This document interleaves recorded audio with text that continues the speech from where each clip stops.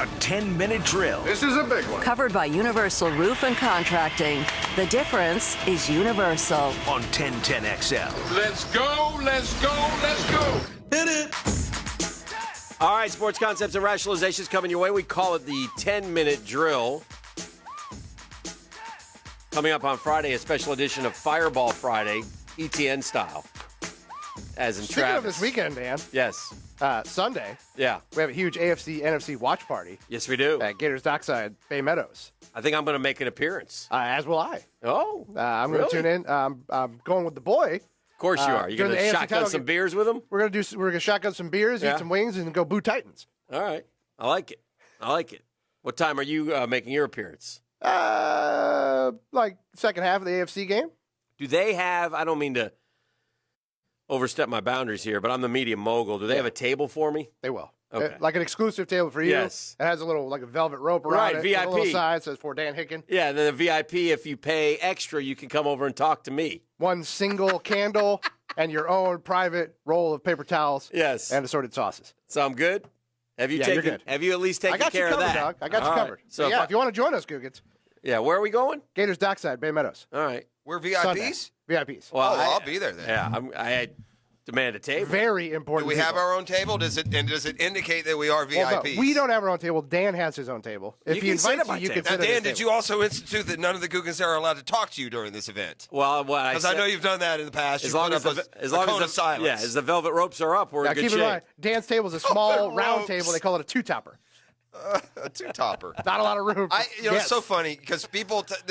Can I just share this real quick? I'm talking to someone yesterday, maybe Buffalo Tom. Shout out, Buffalo. Do you know Tom. how many people, though, as part of their job, part of their work, they get asked to do certain things, whether it's for charity or something else, or build a house or all these things, and inevitably it's outside your work hours and your work hours, and you do it, but you're not, overly thrilled that you have something outside of your 40-hour work week that they're asking you to do. Mm-hmm. And then it just made me reflect on what a great job we have. Where, let me get this straight: you want me to go hang out at a sports bar and watch the game for a couple hours and have a couple of beers? Yeah. Yeah, boy, that sounds terrible. Okay, I'll do it. Yeah. I like it. It's the worst assignment you can have than to show up and watch a little bit of ball with the boys and have a cold one. Yeah, how's work going? Grinding. Right? A couple things, Beef. Make sure I have a table. And also, the other question I have is, I don't mean to say this anyway, do I have a stipend? No, there's no honorarium. You're just showing up out of your love for the Googans. Again. Is that what it is? Again, Jeff, you're kind of conflicating our status with Dan's. Dan, yes, you're good. Oh, he does get a stipend. Yeah, well, just Dan. Well, good for him. Yeah. He can spend it in Vegas on us. Yes. I still don't think that management has fully wrapped their heads around the mistake they made in sending us to Vegas. Oh, yeah, we are officially. It's so very dumb. We are going to Vegas for the draft, so get ready. Vegas will never be the same, and neither will we. You guys ready for the all-timer on this one, though? Can Googan Nation feel for me here? We're leaving for Vegas on April 22nd. Do you know what April 22nd is? Anyone out there? That's Earth Day. You know what else it is? You're going to miss some. My 25th wedding anniversary to the day. No better way to celebrate than leaving your wife. May not be at 26. Say one thing, you're gonna miss some Braves baseball that day. Then travel day. You son of a bee. I mean, I won't miss any Mets baseball. I'll just be watching Law and Order that night. All right, so Gators win. Mike Wykitt's his 100th career victory. They're 3-1 in the conference. It was an undermanned Ole Miss team. They were, in control basically the whole game. I know missing their leading scorer. Yeah, so it wasn't. It is what it is, and it's a listen. Add the W's up, stack them.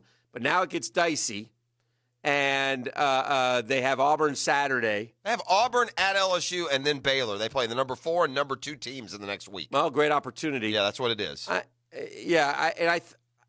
need to win a couple of these games. What would you take out of that? 2-1 is what they need to be. 2-1. Listen. I will say this, and it may not happen. This isn't a prediction. Florida has shown up well in the spot that they're on Saturday, where the top 5 team comes in, and the Gators have been okay, not great, and they play one of their better games and win the game. Auburn plays tonight, I think, against Alabama. In fact, they did that to Auburn 2 years ago. Auburn came. Florida needed a signature win, and they blew out a top 10 Auburn team that year. Yeah. Do you know who is atop of the Southeastern Conference right now in men's basketball? Well, would have to be Auburn. Yeah. You know, they're who the else? only team that hasn't lost overall. Yeah. The other, you're saying there's one more team with no I losses? think there's a team. Let me look real quick here. I thought I saw this. Because I can guess. I mean, I haven't paid complete attention. There are 3 undefeated. Okay, I'm going to guess Auburn is one. Uh-huh. They're 3-0. This Kentucky hasn't lost in the conference They have yet. not. They're 3-0, but there's an undefeated team. Arkansas, I think. Nope. It's not Arkansas. Nope. So the 3 undefeateds in conference are. It's not LSU. Are they still undefeated? Yeah, it's LSU. That's who Florida plays. So I still haven't gotten past the fact that coach is still there. One of the all-time upsets in sports history. Well, he was only caught on tape saying that he was paying guys. So I don't get that either. I don't know how they sold that at all. I mean, in fairness, we were 50% in on that. I guess there's details and dynamics that we just gave up on and left, I guess. Yeah. Mark Lamping met with the Times Union editorial board yesterday. Okay. All right, and talked about a variety of things. I think his primary focus in doing this interview, and they do that with the TU every year. And I'm sure we could get him to come in here and hold court with us if we needed him to. But it's talking about Lot J mostly, right? Lot J, but then inevitably it goes into football. Mm-hmm. And I continue to be refreshed by Mark Lamping and his perspective. He I do think that they're wrong on one thing, but it's because ignorance is bliss. They've not been here when Jacksonville's passion is stoked for longer than a year. I think, in fairness to Mark, there's one quote that was pulled that had some fans upset, and I get it. And and you have to be careful how you phrase things these days, especially because right now Jag fan is ticked off.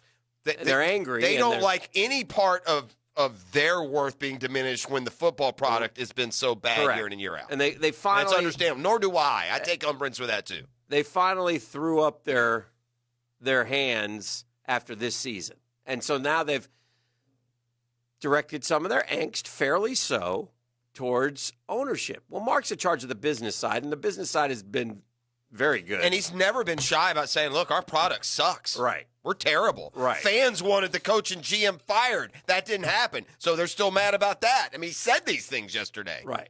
But there is one quote in there that annoyed the fans. And I want to read it and I want to read it correctly because before you do, I will say that is a quote in the middle of dozens of other 100% accurate quotes. Correct. And he said, quote, to sit back and say winning is going to cure everything, not in this market. Now, on the surface, you're like, well, what the hell? But the fact of the matter is... That could be like a revenue thing, not a passion thing. The fact of the matter is that's 100% accurate. I'm going to tell you why. And listen, I'm definitely with you guys on this. But the Jaguars could sell out every game at home, okay? But with their ticket prices and they don't have quite as many suites, the new luxury, stadiums, yeah. They would their revenue stream would not vault in the top 5 in the NFL. Wouldn't drop to the top 10, Dave. Yes, correct. So I think that's what he's trying to suggest. Yeah. Now, again, in this day and age, we're a little sensitive because, and rightfully so, it's like I told you the story of my buddy, season ticket holder since day one. Added up the money, $50,000 he's poured into the Jacksonville Jaguars in 25 years, and feels let down. They're not doing their part. Not enough to show for it. Right. You know what I mean? Yeah. Now, the one other thing I'll say, and I've always said this, I told Shad Khan this when he bought the team. If you win, this city will explode for the Jaguars. They haven't done that. Now, this year, you have your home opener against Kansas City, right? Yeah. And it's the Chiefs, who are probably the most entertaining team to watch in the NFL. Patrick Mahomes and all these stars against your Jaguars, who just invested $88 million into a new quarterback. You want to see what you got with the guy. In that particular game, it was not full. Yeah, and there were tons of Chiefs fans. And I would remind the Jaguars that they went 5-11 last year, and the Chiefs went to the AFC title game. Understood. So I'm this nonsense about guys. You have some civic duty to go support, to go watch a losing team is ludicrous. Nobody said you had a civic support. It's man. The Jags are opening up. Kansas City, I want to see Nick Foles. The truth of the matter is the base of the Jag fan is a smaller number than it is in the bigger markets. It's just simple economics, right? You have a lot of people in a big city. You have less people in a middle-sized market. Therefore, the challenge is, I guess, get a higher percentage of those people to be hardcore Jag fans. Well, it's hard to be. You're not going to be a hardcore fan if you lose. You're just not. That's not true. There are less hardcore fans if you lose than if you're winning. If you're winning, you start to follow them more. That's just human nature. Yeah. And they don't win, and it's a million degrees. Now, the interesting thing to me on the business side, and I didn't know this, because the way I understood it is when the season ended, Lot J was, here we go. Well, we haven't gone yet. Well, and it looks like that's coming by spring, at least I hope. So we'll see. The one thing that he did say one other thing on there that's worth mentioning when we come back, and this is concerning, and it should be. So that and more. We're rolling along on a CPR Contracting Wednesday. Let's do caller number 2, Beef. Tell them what they're going to win right now at 641-1010. Caller number 2, Dan, is going to take home for their next foray away from the First Coast. Safe travels, and they'll park on us at usapark.net. Caller number 2 right now, 641-1010.